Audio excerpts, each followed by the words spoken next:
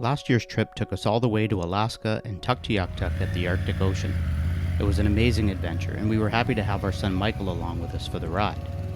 This year, Michael couldn't join us, but we were still excited to do an East Coast loop in Canada and the United States. We departed from our home in Amherstburg, Ontario, crossing into Quebec, and then heading north taking the Trans-Labrador Highway to Cartwright, and then south taking the ferry to the island of Newfoundland and taking another ferry to Nova Scotia. Then circumnavigating Prince Edward Island and back through New Brunswick into the United States through Maine, New Hampshire, Vermont, and New York, and back into Canada at Niagara Falls and then home. Stick around, share the adventure with us.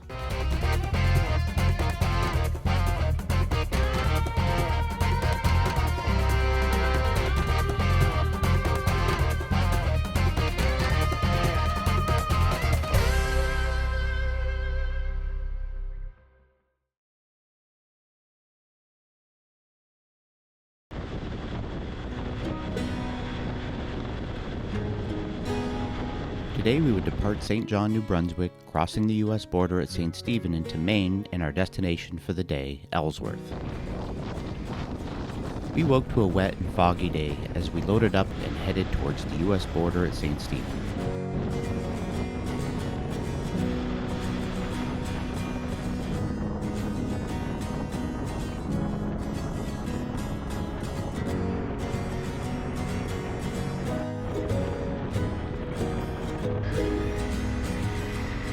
By the time we arrived in St. Stephen, there was a break in the rain, and we enjoyed a nice picnic lunch by the river.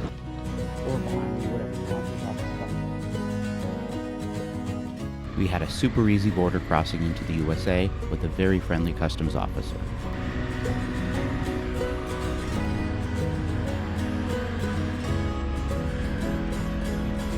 We avoided the freeway and followed Highway 1 south along the coast of Maine. The scenery was nice with hills, twists, and turns as we traveled through small towns along the coast. We stopped in at the Dunkin' Donuts in Machias for a break and continued on to Ellsworth for the night.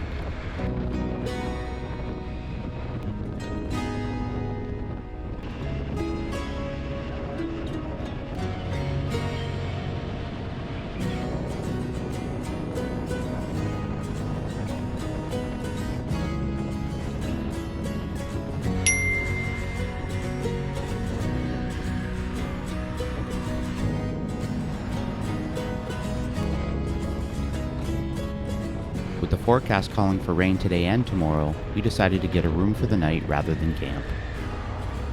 We arrived in Ellsworth and checked into the Comfort Inn, and then enjoyed a delicious Mexican dinner at Casa Jalisco.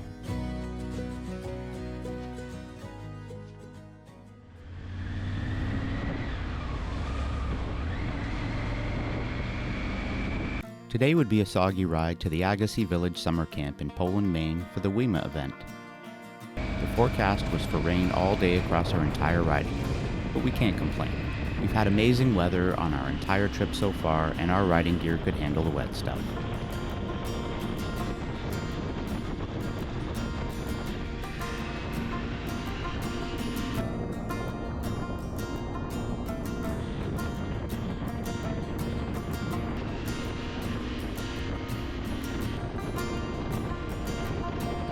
We continued on the Highway 1 coastal route and wound our way through many small communities.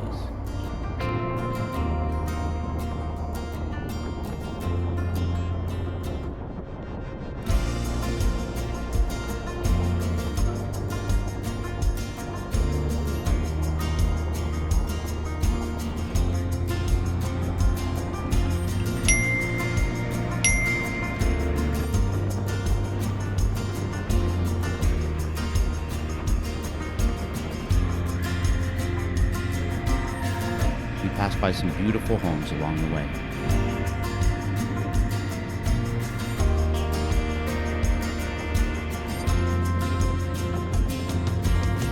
As we passed through Brunswick, the rain ended and we played peekaboo with the sun here and there.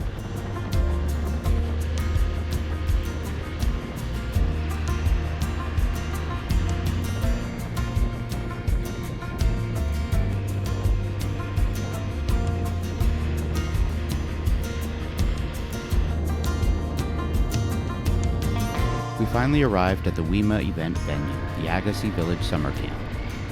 The Women's International Motorcycle Association was founded in the 1950s by Louise Shervin, an American motorcyclist, and grew the organization to 39 countries around the world. We checked in at registration and unloaded our bikes at our dorm room and headed to the dining and event hall to mingle with other members. So far, nicely done, WIMA.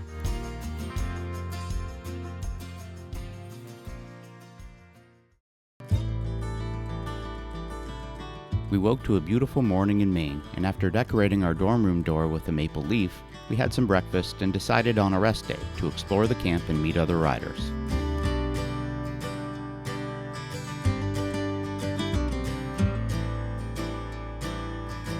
We also enjoyed a nice paddle on Thompson Lake with the camp's canoes.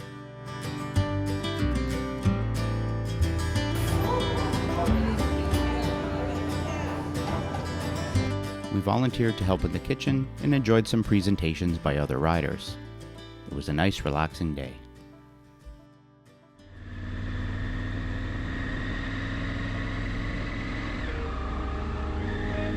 Today we decided to ride a WIMA Figure 8 route to explore more of what the great state of Maine had to offer.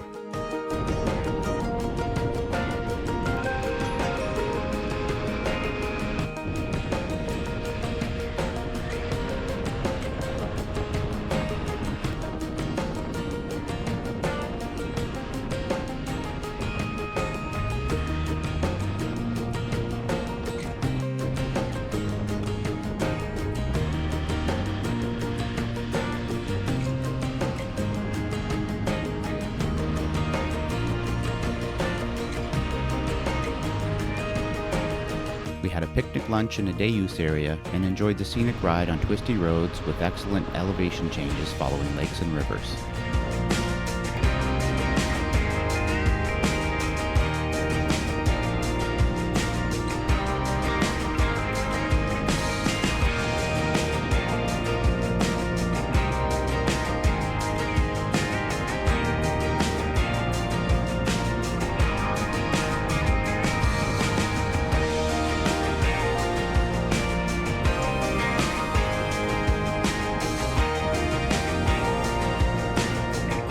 Way back to camp, we passed through many towns named after European towns, cities, and countries. Towns like Paris, Oxford, Poland, Norway, and others. We even rode through Gilead around the corner from Waterford. Fans of The Handmaid's Tale would be familiar with these names.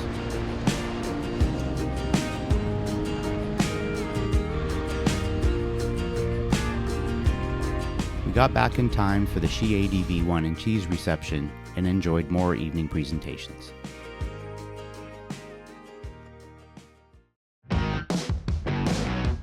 We woke to a foggy start for my birthday, but it cleared up nicely for a group ride to the Atlantic Ocean at the Holbrook Wharf in Harpswell. But first, Leslie had signed up for a She ADV Skills and Drills course.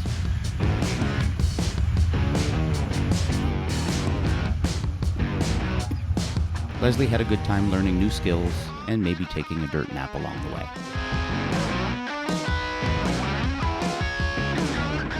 Once Leslie was finished up with her She ADV course, we headed out with our group on country roads towards the Brunswick area of Maine and stopped for lunch at the Brunswick Diner. Great food, service, and an outdoor patio for dining, and fantastic people to enjoy it with. Afterwards, we continued on to the Holbrook Wharf in Harpswell so our Canadian friend from BC, Sue, could dip her hands into the ocean. What a cute seaside village.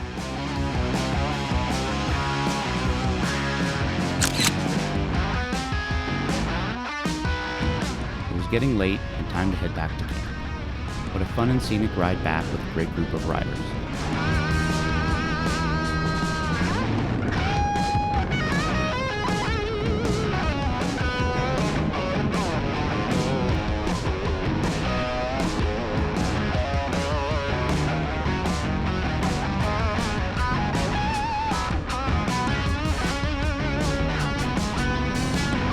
We finally got back to camp in the late afternoon. The women all gathered for a group photo celebrating all of the countries that have come together for common interest. If only politicians could make that happen. After dinner, we headed to the main hall to watch a short film called Motorcycle Mary about the life of Mary McGee. What an amazing woman.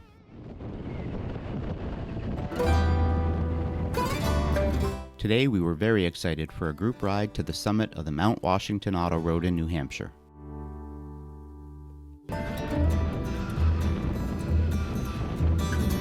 After breakfast, we hit the road and stopped in at the White Mountain Cafe and Bookstore for some coffee and a sweet treat.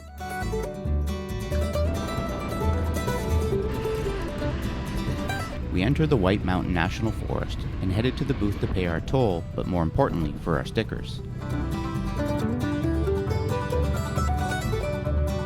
Under beautiful blue skies, we made our way along the 12-kilometer or 7-mile route with an average grade of 12%, with some areas at 18% and even as high as a 22% grade.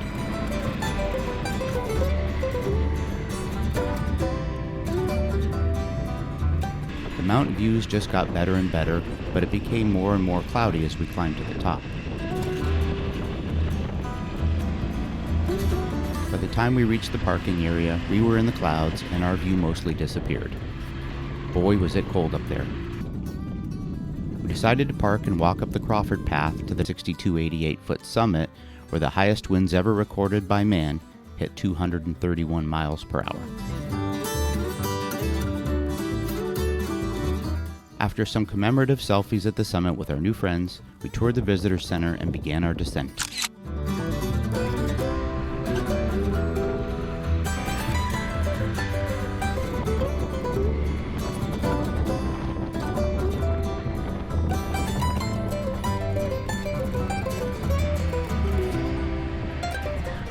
Eventually, we slipped underneath the clouds and were treated to an incredible view of the road and mountains below us.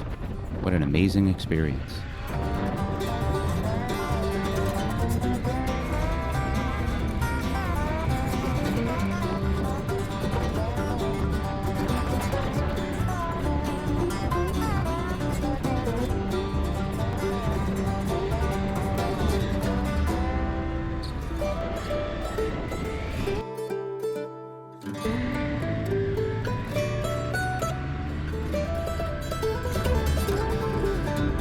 Instead of riding straight back to camp, we decided to take the scenic route a bit further past the mountain, which turned out to be pretty amazing views. We took the Hurricane Mountain Road, which turned out to be epic. Narrow, twisty, brand new pavement and tons of hills. This may have been as much fun as the mountain.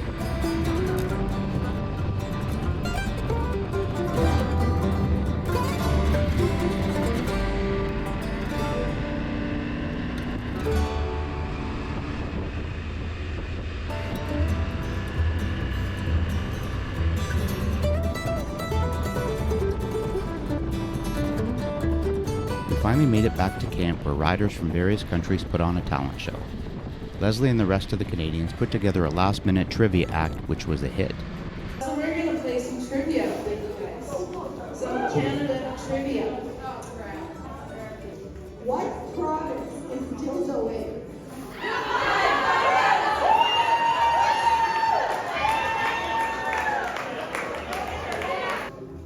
What animal is on the Canadian nickel?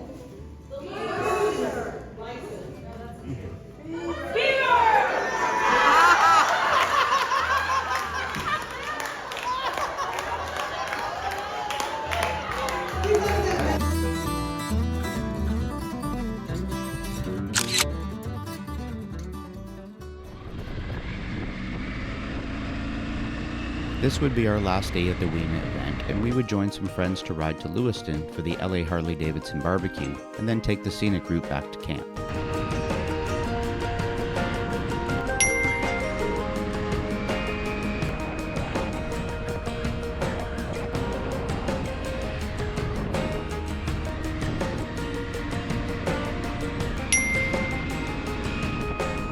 We joined many of the WIMA riders at LA Harley-Davidson to enjoy their complimentary barbecue lunch.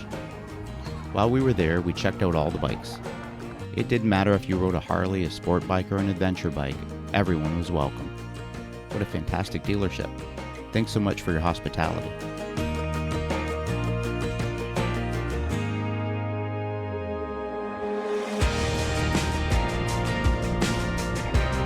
We enjoyed an easy scenic ride through the countryside back to camp.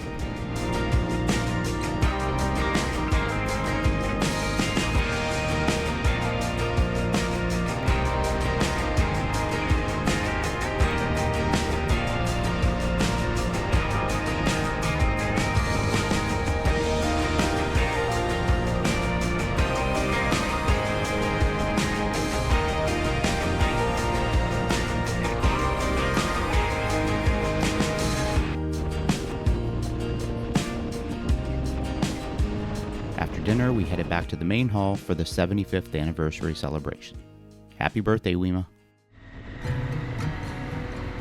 Sadly, it was time to pack up and leave the WIMA event. We made our way through New Hampshire and then took the Kancamagus Highway, arriving in Smuggler's Notch in Vermont for the night. We met so many wonderful people at the WIMA event, and I'm sure we'll be seeing some of them again in the future. Congratulations to WIMA USA President Michelle Lanfer and her team on hosting such a successful event. At 4,000 members strong in 39 countries, WIMA is definitely a group every woman rider should consider joining.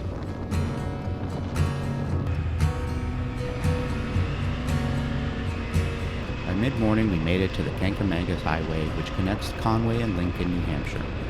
What a fun road.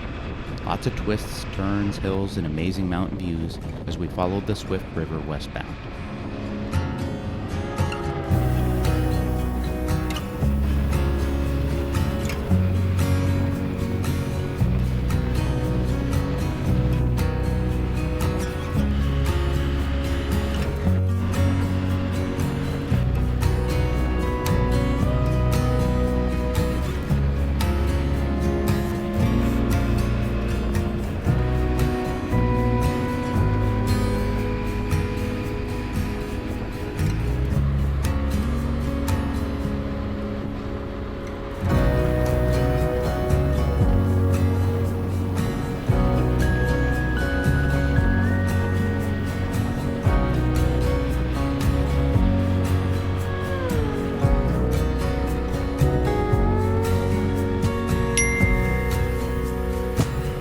Mid-afternoon, we stopped into Montpelier, which has so many bridges. What a pretty town.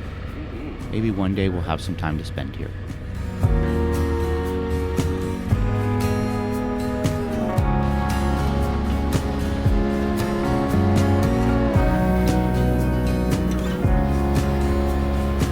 In the late afternoon, we came across the Ben & Jerry's ice cream factory.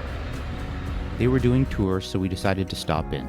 We had 45 minutes to wait for our tour to start, so we thought we'd get in line to buy a scoop.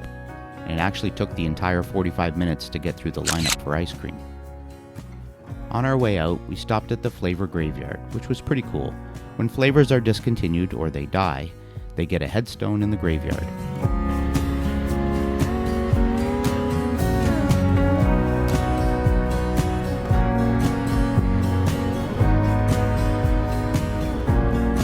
We were running a bit late after our Ben & Jerry's stop, but finally arrived at Smuggler's Cove State Park. But unfortunately, they were completely full. Hello, how are you? I'm pretty good. You guys have a tent site for us for tonight? You don't have anything? Okay. The park attendant did give us a list of other campgrounds, and luckily we were able to find one of the last few spots at Brewster River Camp, about 15 minutes up the road. To get to it, we would have to ride through the notch, which was pretty cool. Very steep with tight switchbacks. We arrived at the campground and pitched our tent on a very pricey piece of grass.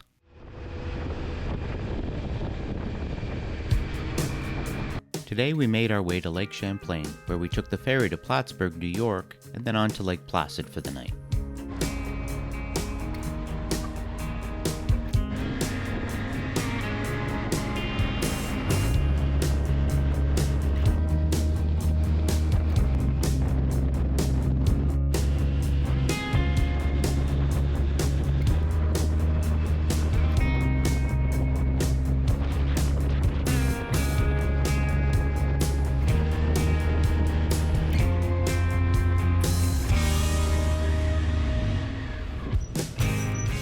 Hello, how are you?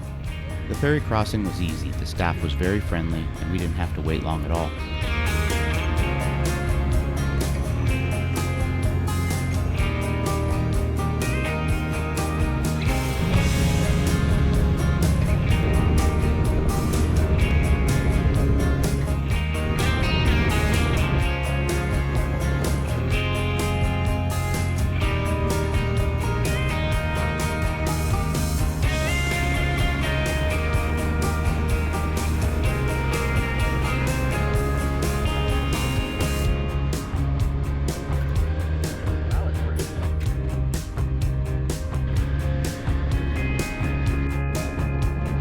Once through Plattsburgh, we followed the scenic Highway 9 south to Keysville, and then followed 9 north, where we got caught in a sudden downpour.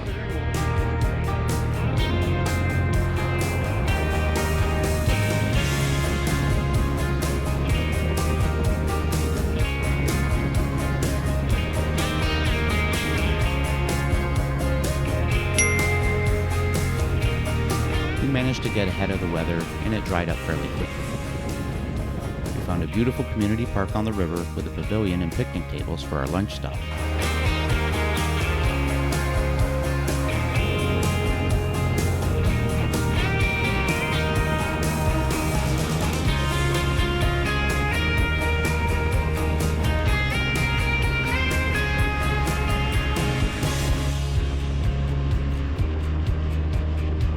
We arrived at the Lake Placid in the late afternoon.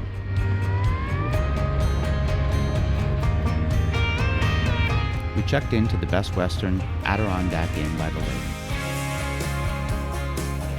This is the agitation cycle. After doing some much-needed laundry, we headed out on foot to explore the town. We stopped in for dinner at the Black Bear restaurant for some delicious steaks with an amazing view from our balcony table. Lake Placid is one of the few locations to host 2 Winter Olympic Games. The first in 1932 and then again in 1980. After walking off some dinner, we stopped in at Emma's Lake Placid Creamery for dessert.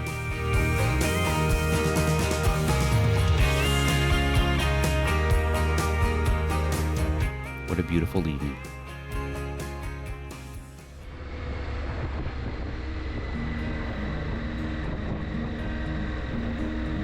Today we made our way towards the eastern shores of Lake Ontario to camp for the night at Bear Sleepy Hollow Campground.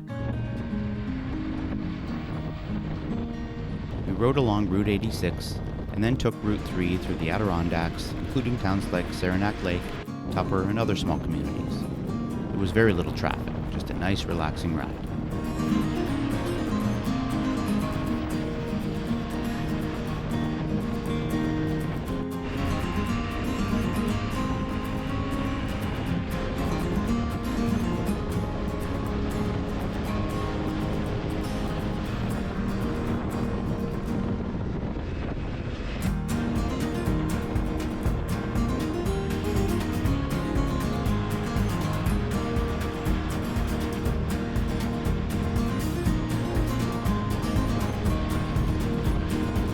We stopped for lunch and a break at the roadside park. The scenery was changing from tall stands of trees and mountain overlooks to smaller trees, rolling hills, and farmland.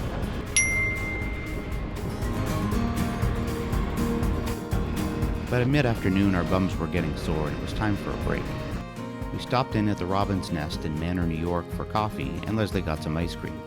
What a nice little spot.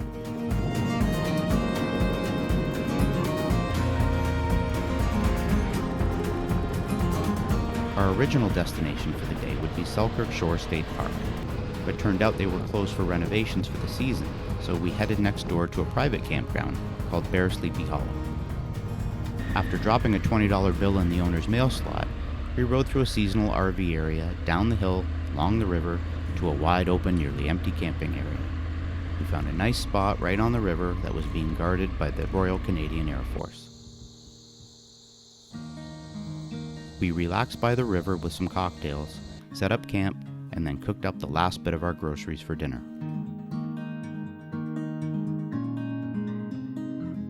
As night fell, we scored some firewood and finally enjoyed a nice campfire by the river while the stars filled the sky.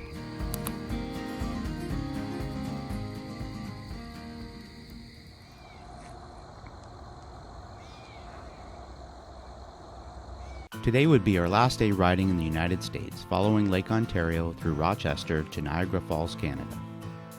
After our last camp breakfast, we packed up and hit the road.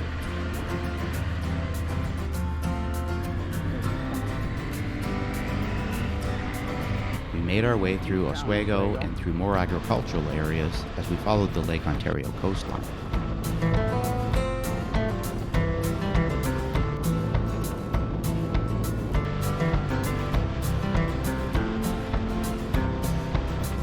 We stopped for lunch at the B. Foreman Park in Williamson. What a beautiful park. We enjoyed eating lunch at a picnic table right at the edge of the lake.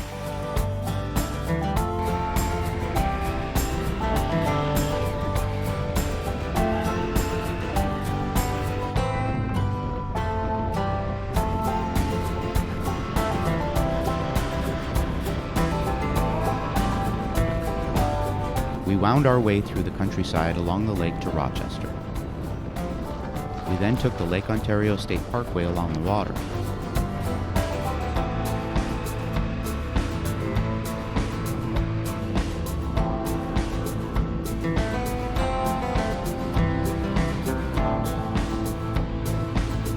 We were mostly alone on this road as no commercial traffic is allowed.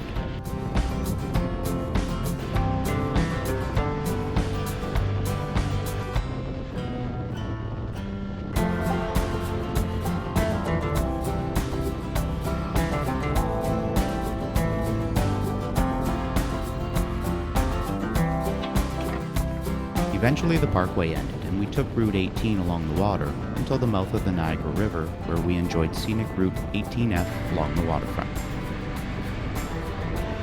We passed beautiful historic homes on our way to the Canadian border. First, we needed a coffee break. In our cat Morris's honor, we stopped in at the Orange Cat Cafe. Great coffee, service, and a delicious chocolate chip cookie.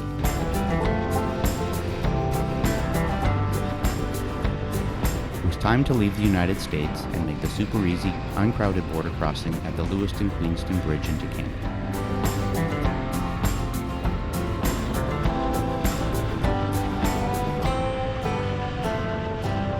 We decided to get a room at the Best Western Plus Cairncroft Hotel for the last night of our trip.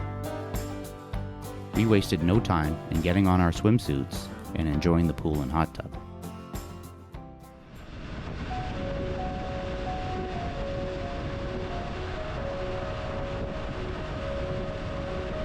Today was the last day of our trip. We would make our way from Niagara Falls along the north shore of Lake Erie back to our home in Amherstburg. There would be no 400 series highways in our plans today, as we chose to head south of Welland and then follow the Grand River to Cayuga and then Highway 3 to Delhi.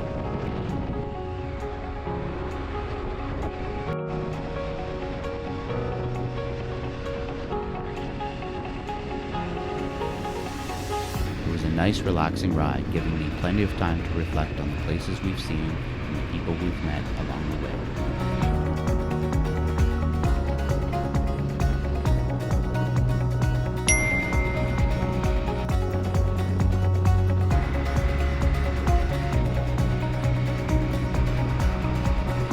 It was lunchtime when we arrived at Delhi, so we stopped into Barburrito for a quick lunch and then carried on.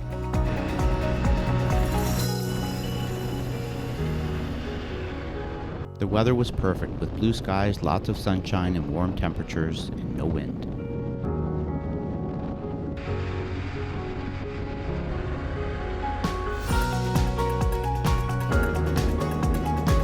We knew we were getting close to home, and we began to see more and more wind turbines dotting the landscape.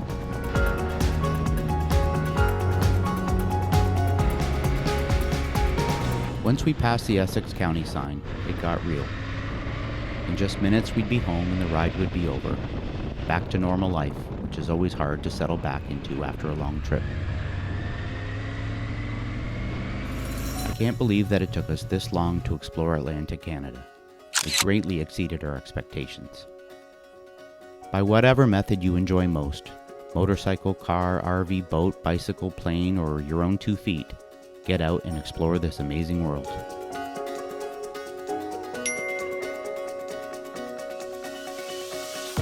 We want to thank everyone we met along the way, from random strangers to family and friends to Bunka Biker hosts. Thank you to everyone for making amazing memories with us.